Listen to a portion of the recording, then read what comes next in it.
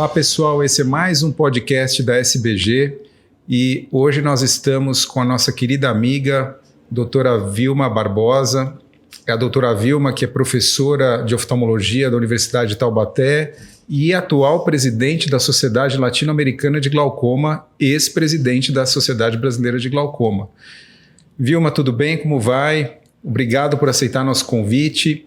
Hoje nós vamos falar sobre um tema muito importante e interessante para o nosso público, que é sobre o suspeito de glaucoma. E já começando, Vilma, eu queria que você tentasse definir, sob o ponto de vista de quem está no consultório, fazendo a primeira avaliação do paciente, quer seja na lâmpada de fenda ou na entrevista, como você caracteriza o seu suspeito de glaucoma? Inicialmente, muito obrigada. Eu fico muito feliz com o convite da Sociedade Brasileira de Glaucoma para participar desse podcast, que é uma iniciativa muito interessante, e agradeço muito você pela apresentação inicial. E para que a gente tenha aí informações que sejam úteis, né, para quem nos ouve, você começou pontuando que nós já estamos na consulta, né? Então, realmente, assim, no momento da consulta, às vezes eu já suspeito quando o paciente entra. Eu vou voltar um pouquinho, tá? Legal. Às vezes quando o paciente entra na sala já usando óculos, aquele auto-hipermétrope ou aquele auto-míope, eu já começo a me preocupar. Ali já tem dois cenários que me chamam a atenção. O outro aspecto é na minha anamnese, se o paciente me pergunta, ou quando eu pergunto a ele se ele tem na família portadores de doenças visuais, alguém que ficou cego na família, se ele me conta que tem alguém com glaucoma na família, já fico atenta para esse fator de risco. Mas, fundamentalmente, a maior parte dos nossos pacientes a gente realmente suspeita na hora do exame, né? E na hora do exame, em todas as nossas etapas, a primeira é a avaliação da pressão intraocular. É, em geral, aquele ponto em que mais chama atenção, né? E aí a gente medindo uma pressão intraocular acima do normal, eu já sei que eu estou ali com um fator de risco, ou quando eu vou examinar o fundo de olho e vejo uma alteração de nervo óptico que seja suspeita. Então, esses são os dois pontos que iniciam, na maior parte das vezes, a suspeita do glaucoma. Legal. E aí, quando você está diante dessa situação, o que você faz? Quais são as medidas que você toma? Exames? Como é que você conduz esse paciente? Eu vou dividir a conversa então, tá? Vou falar primeiro da pressão intraocular. Quando eu pego uma pressão intraocular elevada ou já no limite superior da normalidade, que é ao redor de 21 milímetros de mercúrio, se eu estou diante de uma situação de pressão intraocular elevada, a primeira coisa é fazer uma paquimetria para eu saber se o paciente tem uma córnea espessa, talvez eu esteja hiperestimando essa pressão intraocular. Ao contrário, se o paciente tiver uma córnea fina, eu realmente estou diante de uma hipertensão que pode ser mais importante do que eu estou suspeitando, né, que eu estou mensurando naquele momento. Então a paquimetria ela é fundamental. Além disso, a gente tem que avaliar outras condições que alterem essa córnea. Por exemplo, se o paciente tem uma cirurgia refrativa, qual cirurgia refrativa ele tem?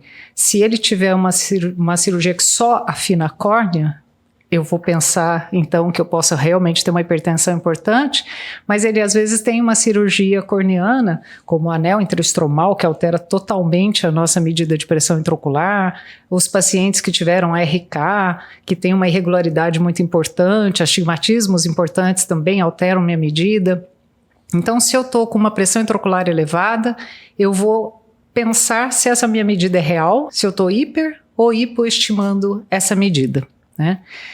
Paralelo a isso, eu vou pensar o que poderia estar causando essa pressão intraocular elevada. E aí vem a biomicroscopia do segmento anterior. É lá que para mim está a chave da história. Então, eu vou examinar muito bem esse olho começando, né? Vou examinar essa córnea, ver se eu não tenho, por exemplo, depósitos na face posterior da córnea que já me chamem a atenção, se eu não tenho uma distrofia. Vou para a íris para saber se eu tenho uma íris regular, se eu tenho áreas atróficas, se eu tenho hiperpigmentações, enfim. O que eu tenho nessa íris, se ela é normal ou não, né? Câmara anterior, se eu tenho uma câmara profunda ou não. E daí em diante eu vou para a gonioscopia para identificar qual seria a causa dessa hipertensão. Legal. E falando um pouco dessa situação, claro que olhando para o segmento posterior, né, que é uma das coisas que a gente acaba ficando muito atento nessa condição de hipertensão ocular, para procurar algum sinal já de que ele tem a lesão glaucomatosa. Se o paciente tem um nervo absolutamente normal do seu ponto de vista de exame clínico, né, mas a pressão é alta, você segue adiante na utilização de exames complementares ou você se restringe mais a essa avaliação clínica, considerando uma nova avaliação da pressão, da paquimetria, como você citou? Traduzindo em miúdos, você pede exames como campo visual e retinografia, ou você não pede porque no seu exame clínico você acha que o aspecto do nervo provavelmente não vai te chamar a atenção, não há necessidade de fazer esses exames no paciente? O exame do fundo do olho ele é importantíssimo. Eu já falei que esse é um momento de suspeição, né, a hora que a gente começou a conversa. Então, quando eu examino o disco óptico, eu tenho ali pistas, né, se ele tem ou não glaucoma. Quer dizer, eu tenho que ter dentro da minha cabeça uma imagem do que é normal para eu poder ver diferenças e suspeitar que haja alguma neuropatia. Isso é um problema porque tem muita variação anatômica, então a gente pode se enganar. Então, é claro que se eu estou diante de uma escavação muito ampla, 0,7, 0,8, eu tenho uma situação de suspeita. Se eu tenho uma perda localizada do anel neural, eu estou diante de uma situação de grande probabilidade de doença. Mas discos ópticos com escavações menores não necessariamente significa que eles não tiveram perda, porque eu não sei de onde eles partiram. Então, de repente, aquele disco tinha uma escavação de 0,2 e se tornou 0,4. Então, eu estou olhando um 0,4 achando que é normal, mas já perdeu. Então, para que eu não me engane, sempre que possível, eu faço exames o melhor possível para o paciente. O que eu quero dizer com isso? Se eu fizer uma retinografia, ela é fundamental para todos. Na retinografia, o que eu estou procurando? Eu estou procurando identificar se tem perda da camada de fibras nervosas, que pode passar despercebida no meu exame direto, e estou documentando aquele disco para eu saber se mudou no futuro. Então, isso é importante. Mas às vezes tem uns pacientes que têm um fundo de olho com baixo contraste, com algumas dificuldades, com atrofias de fundo, que fica difícil a gente avaliar a camada de fibras nervosas. Então, métodos automatizados, né, que avaliam melhor são úteis. Então, uma tomografia, um OCT, é muito importante. E aí eu posso analisar o disco óptico, mas naqueles casos em que a gente tem muita variação anatômica e me gera dúvida, então eu quero a camada de fibras nervosas peripapilar e eu quero a região da mácula. Eu vou fugindo das variações anatômicas para tentar achar uma resposta se houve ou não uma perda de fibras nervosas, mesmo que inicial. Joia. E assim, fiz os exames e num desses exames, por exemplo, a campimetria veio alterada, né? O paciente fez os exames iniciais e você identificou uma alteração campimétrica. Já posso começar a tratar? O que eu devo fazer nessa circunstância? Se eu tenho suspeita de glaucoma, seja pela pressão, ou pelo nervo, ou por ambos, e vou fazer um campo visual, na minha cabeça eu já fico pensando o que eu vou encontrar. Eu sempre parto do meu exame para o que eu vou buscar no exame complementar. Então, se eu tenho uma situação em que eu tenho, por exemplo, uma perda de fibras nervosas muito discreta, é pouco provável que eu tenha defeito de campo visual, porque da forma como a gente faz campo visual hoje, a gente costuma detectar perdas de fibras nervosas antes de detectar a perda de campo visual. Essa é a nossa prática. Então, se eu tiver um defeito de campo visual e não tiver grandes alterações de nervo óptico, eu vou suspeitar que aquela alteração não seja real. Esse começa aí. Mas, de qualquer forma, se o campo visual vem normal, é normal. Confiável, é normal, eu confio nisso. Agora, se o exame, sempre sendo confiável, me trouxer alteração, eu tenho que repetir para eu ter certeza que aquela alteração ela é real, porque é o primeiro exame do paciente, ele vai ter dificuldade de realização, às vezes vem alguns escotomas pequenos, lá perto da região nasal, que vai me dar mais suspeita, mas é o primeiro exame, então eu sempre repito quando tem uma alteração para eu saber se aquele defeito se reproduz. Bom, pensando nessa situação, se o exame de OCT, que é um exame mais objetivo e você comentou agora há pouco, veio alterado, por ser um exame objetivo e estrutural, eu já posso ter certeza de que esse paciente suspeito já não é mais suspeito e eu posso começar a tratar? Se eu tenho uma suspeita de glaucoma e eu tenho uma alteração de um OCT compatível com glaucoma, eu estou fechando meu diagnóstico e aí eu vou iniciar tratamento. Mas eu tenho que me preocupar, falando um pouco mais, com os casos em que as alterações possam ser de artefatos, por exemplo, ou isso é uma coisa que a gente consegue separar nessas circunstâncias? Na maior parte das vezes, sim. Então, hoje em dia, a gente está muito acostumado com o campo visual, né? Porque foi um dos primeiros exames que ficaram comuns aí na nossa prática, e a gente já sabe que tem que ter índices de confiabilidade adequados. Paralelamente, o ACT da mesma forma, você tem que ter qualidade de imagem adequada, tem que ter segmentação adequada, eu tenho que olhar, é o primeiro lugar que eu olho, para saber se os parâmetros estão adequados. Então, se o exame está com qualidade suficiente, aí eu vou analisá-lo. E existem artefatos. Eu preciso conhecê-los para saber se aquela alteração que está aparecendo ali é pela presença de um vaso ou pela ausência de um vaso naquela região, o que está motivando aquela alteração. E, em geral, as coisas vão se somando, né? Então, eu tenho ali uma pequena alteração perto do disco. Eu tenho alteração lá perto da mácula? Se eu tenho também e é compatível, eu aumento minha suspeita. Mas se eu só tenho uma alteração lá perto da mácula, eu não tenho nada aqui perto do nervo, ao contrário, eu diminuo minha suspeita. Então, eu preciso conhecer os artefatos gerados pelos exames. Todo exame complementar, a gente precisa conhecer os artefatos. Só assim eu vou saber valorizar os achados que eu tenho.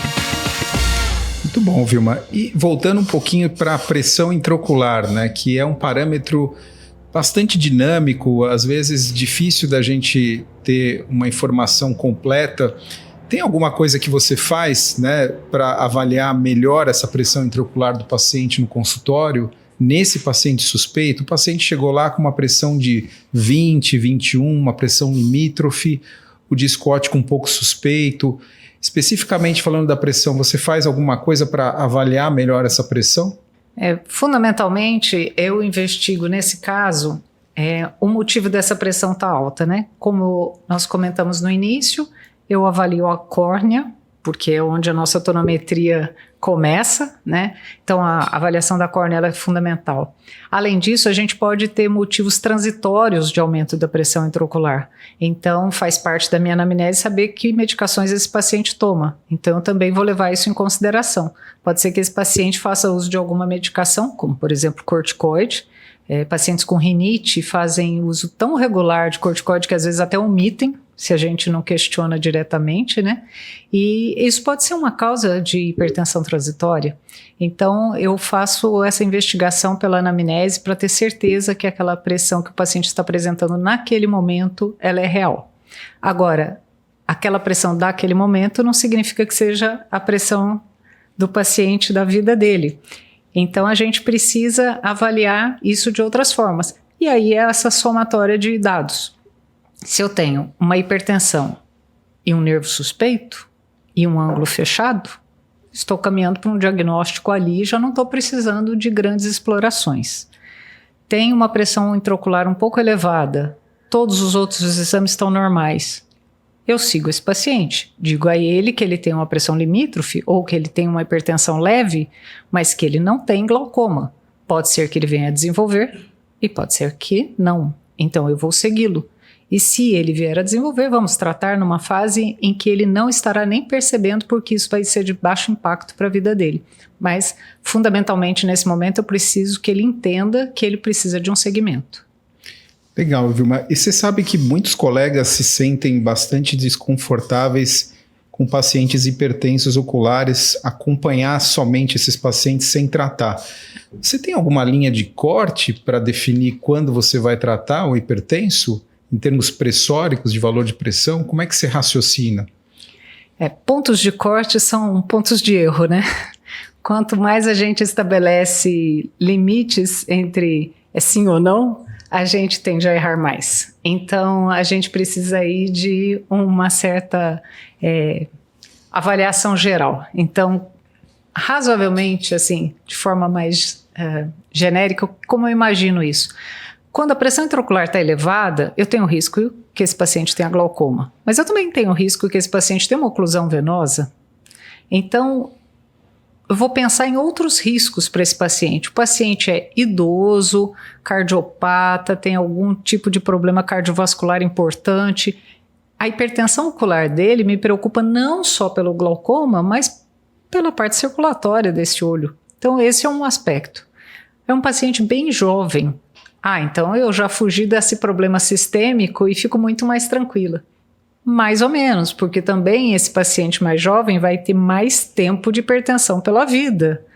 Então, essa questão da hipertensão ela é muito relativa. O paciente é hipertenso e tem um familiar com glaucoma. É uma gota a mais nessa conversa. Então, todos os dados a mais que eu acrescento vão me fazendo dar mais valor a essa hipertensão ou dar menos. Existem situações em que, vamos imaginar que a gente tire todos os outros fatores. Então, o paciente não tem doença sistêmica, ele tem 60 anos, ele está ali numa idade limítrofe para eu pensar no maior risco de glaucoma por conta dessa hipertensão. Mas ele não tem fatores sistêmicos de risco. Ele não tem outras alterações oculares. E ele tem, vamos imaginar, uma pressão de 25, que é um ponto de corte habitual, onde a maior parte das pessoas, seguindo vários detalhes de vários resultados de estudos, ponderam que acima de 25 é melhor tratar, abaixo de 25 a gente pode ponderar. Depende do paciente. O que quer dizer depende do paciente? Eu preciso que ele compreenda que ele tem um fator de risco importante, que ele só tem o fator de risco hoje, que ele não tem glaucoma. Então, nós dois podemos optar por ele não tratar, desde que ele saiba que ele vai precisar fazer um acompanhamento regular. Esse paciente vai precisar ser examinado com uma determinada frequência para eu saber se aquela hipertensão dele se mantém e se ela está prejudicando ou não, se ela causou uma neuropatia. E aí, nesse momento, vai da nossa conversa. Essa capacidade do paciente entender o que eu estou falando, eu posso até pedir para que ele volte em alguns dias para eu medir de novo essa pressão, eu vou ver se ele realmente vem, se ele demora, se ele traz o exame. Isso já me conta da fidelidade do paciente. Mas tem um outro fator que é a ansiedade. Tem pessoas que são extremamente ansiosas e não vão conseguir ficar com uma hipertensão, às vezes leve, sem tratar, porque ele tem medo da perda de visual e tal. Então, às vezes, a gente trata hipertensões até mais leves, 21, 22, por conta da ansiedade do paciente. Mas se ele tiver um grau de compreensão adequado e a capacidade de fazer um segmento adequado, eu posso segui-lo sim. Muito bom, Vilma. E pensando nesse paciente que é suspeito e você não chegou a nenhuma conclusão de que ele realmente merece ser tratado, quanto de intervalo de tempo você define para reavaliar esse paciente? Você faz alguma distinção entre aqueles que parecem ser mais suspeitos ou menos suspeitos na reavaliação, no intervalo de tempo para reavaliá-los? Os fatores de risco estão associados, além da hipertensão ocular, né, que a gente já está abordando aqui, além disso vai entrar a idade do paciente, fatores de risco sistêmicos, fatores familiares. Então eu vou botando tudo isso numa balança e se isso pesar, isso vai me dizer da frequência com que eu preciso examiná-lo. Mas se esse paciente não tem lesão alguma, é pouco provável que ele desenvolva num período muito curto de tempo. Então, de forma geral, esse paciente vai ser seguido a cada ano, com todos os exames complementares. Eu posso até pedir para esse paciente vir antes, a cada 6 ou 9 meses, para avaliá-lo, ver se não surgiu nada de diferente nesse período, mas especialmente olhando para o fundo de olho, que eventualmente eu vejo uma hemorragia lá, isso vai me chamar a atenção, né? Então, rever o paciente de forma completa. Mas, via de regra, um hipertenso ocular que eu só estou seguindo, eu repito exames anualmente. Muito bom, Vilma. Eu queria que você deixasse umas mensagens finais aí sobre esse assunto para os nossos colegas quando eles estão diante dos suspeitos de glaucoma, o que eles não devem deixar de fazer nesses pacientes? Eu acho que nós precisamos examinar o paciente de uma forma absolutamente completa. Pensando então no exame ocular, não posso deixar de fazer uma biomicroscopia bem feita. Talvez ali esteja a resposta para todas as nossas dúvidas. Não posso deixar de fazer uma gonioscopia, porque se esse paciente tiver uma suspeita de fechamento angular ou um fechamento, mudou meu raciocínio completamente. Não posso deixar de documentar esse paciente. Eu preciso de retinografia porque assim ele é hoje e eu quero saber se ele se modifica ou não. Não posso deixar de oferecer a ele todos os recursos que existem. A campimetria e a tomografia de nervo, isso dá qualidade ao meu atendimento. O paciente merece, ele precisa disso. Então, eu não deixaria de fazê-lo. Mas eu vou responder uma outra coisa para você. O que eu não sugiro que se faça, tratar pelo seu medo. É muito frequente a gente falar assim, mas o paciente está com 18 de pressão, eu estou com medo, vou tratar. Não trate pela via do medo. Balize a situação. Se o paciente tem doença, ele precisa ser tratado. Se ele não tem doença, pode ser que ele não desenvolva. Então, tenha segurança a partir dos dados que você tem. Se você não tem segurança, vá aumentando a sua propedêutica até que ela te dê maior garantia de que esse paciente não tem realmente glaucoma, e aí você está totalmente com certeza para não tratá-lo. Muito bom, Vilma. Gostaria de te agradecer mais uma vez por estar aqui com a gente. Foi um bate-papo incrível. A gente acabou discutindo assuntos bastante relevantes sobre suspeito em glaucoma e espero que todos tenham aproveitado. E esse foi mais um podcast da SBG. Obrigado, Vilma. Foi um prazer estar aqui com vocês. Espero que seja útil a todos os colegas. Muito obrigada.